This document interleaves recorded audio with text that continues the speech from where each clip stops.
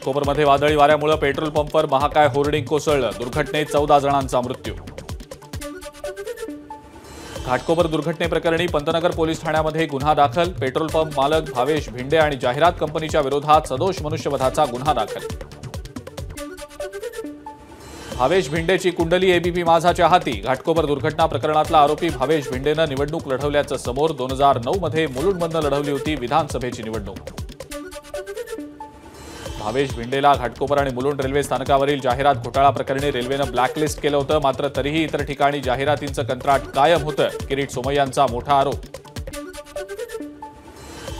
भावेश भिंडे आपल्या कुटुंबासोबत पळून गेलाय, त्याला पोलिसांनी फरार घोषित करावं। किरीट सोमय्यांचं वक्तव्य। घाटकोपरमधल्या होर्डिंग दुर्घटनेची एसआयटी उच्चस्तरीय चौकशी व्हावी। भाजप नेते किरीट सोमय्यांची मागणी। राम कदमांकडनं घाटकोपरच्या दुर्घटना प्रकरणातील भावेश भिंडेचा उद्धव ठाकरेंसोबतचा फोटो पोस्ट। अनधिकृत होर्डिंगला संरक्षण कुणाचं हे फोटोतून स्पष्ट होतंय। राम कदम यांची पोस्ट। सरकार आमचं, पालिकाही आमचीच, मग उद्धव ठाकरेंचा काय संबंध? राम कदमांच्या ट्विटनंतर छगन भुजबळांनी घेतली ठाकरेंची बाजू। घाटकोपर दुर्घटना प्रकरणातल्या आरोपी भावेश भिंडेचे संजय आणि सुनील राऊतांशी संबंध काय? भाजप आमदार नितेश राणेंचा सवाल। तर या संबंधित जे कोणी जबाबदार असतील त्यांच्यावर कारवाई व्हावी, राणेंची मागणी। घाटकोपरमधल्या कालच्या दुर्घटनेनंतर पालिकेला जाग। घाटकोपर परिसरातील अनधिकृत होर्डिंग्जवर कारवाई केली जाणार। पालिकेकडून प्राथमिक पाहणी, एकूण 3 होर्डिंग्ज काढले जाणार। घाटकोपरमधल्या दुर्घटनास्थळी मुंबईचे पालकमंत्री दीपक केसरकरांकडून पाहणी। प्रकरणाची कायदेशीर प्रक्रिया पूर्ण करून शासनातर्फे मदत दिली जाणार, केसरकरांची प्रतिक्रिया। घाटकोपरमधल्या दुर्घटनाग्रस्तांची मंगलप्रभात लोढांकडून विचारपूस। दुर्घटनेला जबाबदार असलेल्या व्यक्तींवर कारवाई होणार, मंगलप्रभात लोढांची प्रतिक्रिया। घाटकोपरमधल्या दुर्घटनेत मोहम्मद अकरम या रिक्षा चालकाचा मृत्यू। अकरम हे घाटकोपरच्या कामराज नगरचे होते रहिवासी। घाटकोपर दुर्घटनेत वरळीचे रहिवासी बशीर अहमद यांचा मृत्यू। सीएनजी भरण्यासाठी पंपावर आले असताना बॅनर कोसळला। घरी लग्नसराई सुरू असताना अहमद कुटुंबावर काळाचा घाला।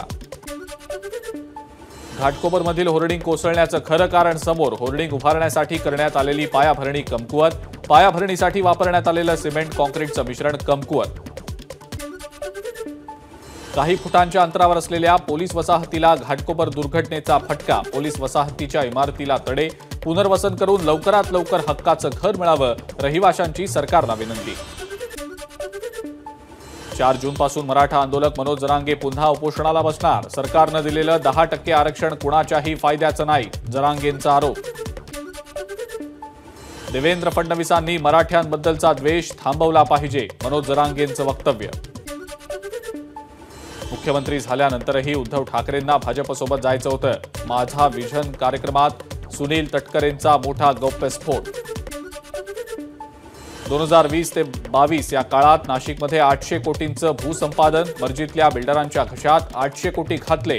मुख्यमंत्री आणि नाशिक महानगरपालिकेवर राऊतांचे गंभीर आरोप। नाशिकच्या विकासासाठी शहर दत्तक घेतो, फडणवीसांची घोषणा। मात्र 5 वर्षात पालिकेच्या तिजोरीची लूटच झाली, संजय राऊतांचा गंभीर आरोप। भाजपचे नेते मुंबई पालिकेच्या कारभारावर बोट दाखवतायत। मात्र मुंबई पालिकेच्या तिजोरीच्या चाव्या ज्यांच्याकडे होत्या ते यशवंत जाधव आणि रवींद्र वायकर शिंदेंसोबत गेलेत। खासदार संजय राऊतांचा भाजपवर निशाणा। बारामती आणि अहमदनगर नंतर आता नाशिकमध्ये महायुतीकडून पैशांचं वाटप। महायुतीकडून एकट्या बारामतीत 150 कोटींचा खर्च। आमदार रोहित पवारांचा गंभीर आरोप। राज्यात महायुतीला केवळ 16 ते 18 जागा मिळतील असं चित्र। आमदार रोहित पवारांचा महायुतीला टोला। पंतप्रधान नरेंद्र मोदींचा उद्या मुंबईमध्ये रोड शो। उद्या दुपारी 2 पासून रात्री 10 पर्यंत एलबीएस मार्ग बंद राहणार, तर अनेक भागातल्या वाहतुकीतही बदल।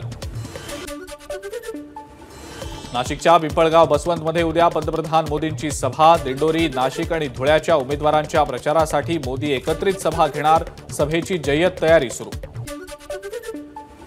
पंतप्रधान मोदी विक्रमी मताधिक्यानं विजयी होतील। महाराष्ट्रातही महायुती 40चा आकडा पार करणार। प्रफुल्ल पटेल यांच्याकडून विश्वास व्यक्त। भाजप प्रदेशाध्यक्ष चंद्रशेखर बावनकुळेंना पालघरच्या उमेदवाराचा विसर.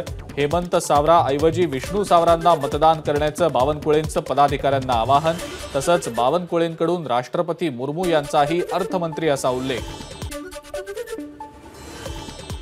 बारामतीच्या स्ट्रॉंग रूम मधील सीसीटीव्ही बंद झाला, ही गंभीर बाब. स्क्रीन बंद होती तर आम्हाला त्याचं रेकॉर्डिंग दाखवावं. अजित पवारांचे सख्खे पुतणे युगेंद्र पवार यांची मागणी. काँग्रेसचे राज्यसभा खासदार इम्रान प्रताप गढी यांची नाशिकच्या मालेगावमध्ये सभा. धुळे लोकसभेच्या काँग्रेस उमेदवार शोभा बच्छाव यांच्या प्रचारासाठी सभेचं आयोजन. यावेळेला 20 मई भाजप गईच्या दिल्या घोषणा. भिवंडीचे महायुतीचे उमेदवार कपिल पाटील यांच्या प्रचारासाठी चौक सभेचं आयोजन. चौक सभेला नागरिकांचा मोठा प्रतिसाद. बारामतीच्या उमेदवार सुनेत्रा पवार यांनी महाबळेश्वरमधल्या मंदिरात जाऊन घेतलं दर्शन. पार्थ पवारही यावेळेला उपस्थित. यवतमाळ वाशिम लोकसभेत मतदानानंतर मतांच्या टक्केवारीत झालेली वाढ व्हायरल. वाढलेल्या मतदानाच्या टक्केवारीवर समनक पार्टीची हरकत. या प्रकरणी समनक पार्टीची निवडणूक विभागाकडे तक्रार. धाराशिवच्या शासकीय तंत्रनिकेतन इथं ईव्हीएम ठेवण्यात आलेल्या स्ट्रॉंग रूम बाहेर पोलिसांचा मोठा बंदोबस्त. धाराशिव पोलिसांसह राज्य राखीव पोलीस दलाचे जवानही तैनात. भंडाऱ्याच्या तुमसर बाजार समितीवर भाजप आणि राष्ट्रवादी शरद पवार पक्षाचं वर्चस्व. 18 पैकी 10 संचालकांची निवड. शेतकरी विकास परिवर्तन पॅनलचा आणि जय किसान महाविकास पॅनलचा दारुण पराभव. शिक्षक पदवीधर निवडणूक पुढे ढकला. शिक्षक भारतीची उच्च न्यायालयात याचिका. निवडणूक आयोग आज घेणार निर्णय. नांदेडमध्ये शुक्रवारी भंडारी फायनान्स यांच्याकडे आयकर विभागाचा छापा. भंडारी फायनान्सची 170 कोटींची बेहिशेबी मालमत्ता जप्त.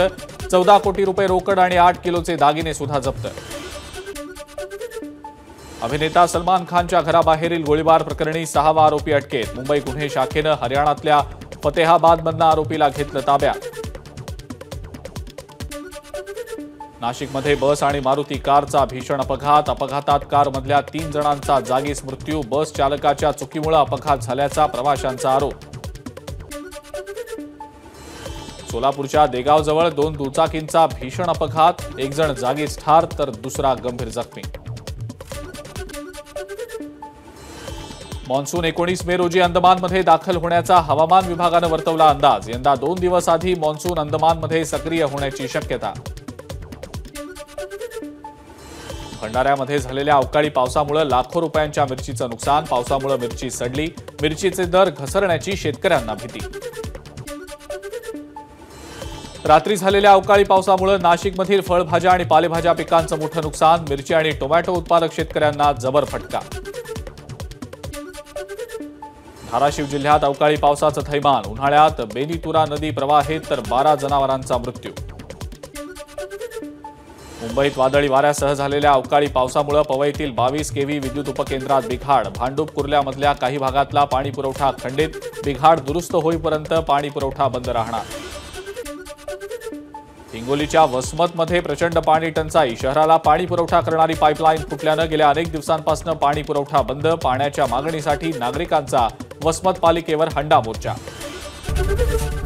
एबीपी माझा, उघडा डोळे बघा नीट.